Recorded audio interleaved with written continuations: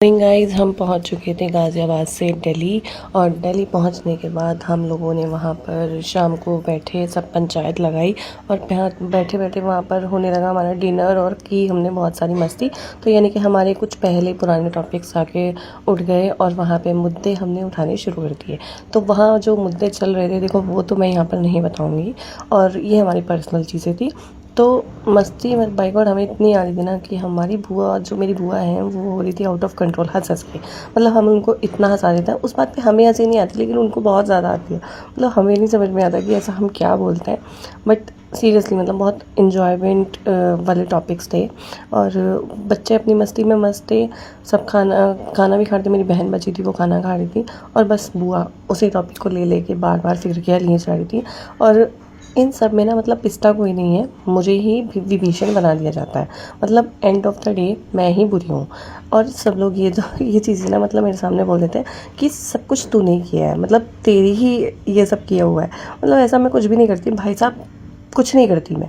तो मुझे नहीं समझ में आता कि मुझे ये लोग इस बात में मुद्दे में कैसे घसीट लेते हैं।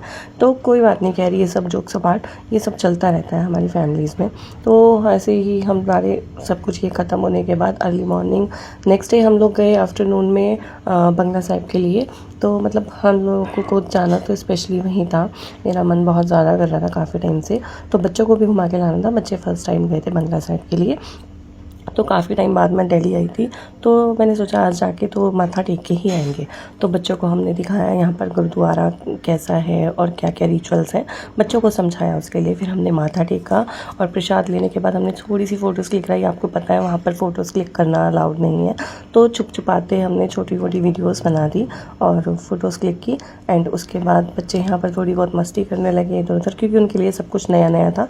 फिर हम लोग निकले घर के लिए वापस और वापस आते आते मतलब हमें 7:30 से 8 बज गए थे।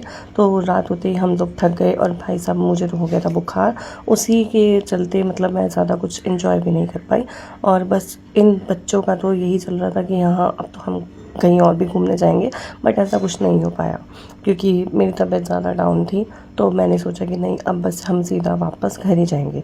बस अर्ली मॉर्निंग हम लोग निकले वापस स्टेशन के लिए, दिल्ली स्टेशन के लिए हम पहुँचे। और पहुँचने के बाद हमने पकड़ी अपनी ट्रेन और ट्रेन पकड़ने के बाद हम लोग पहुँच गए अपने सहारनपुर। तो thank you for watching, bye bye.